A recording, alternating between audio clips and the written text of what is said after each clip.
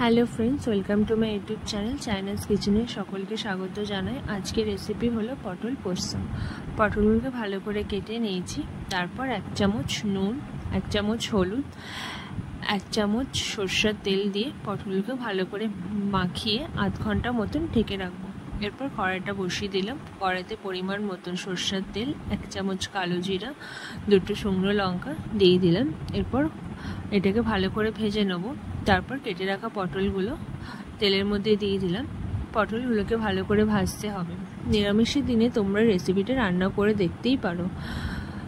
পটলগুলো ভাজা হয়ে গেছে, দেখতেই পাচ্ছ লাল পটলগুলো বেশ লাল লাল হয়ে গেছে। এরপর কেটে রাখা টমেটো, পোস্ত, বাদাম বাটা একসাথে দিয়ে দিলাম। দিয়ে আমরা নাড়াতে থাকছি। এরপর পরিমাণ মতন চিনিটা দিয়ে দিলাম। তোমরা চিনি না দিলেও পারো।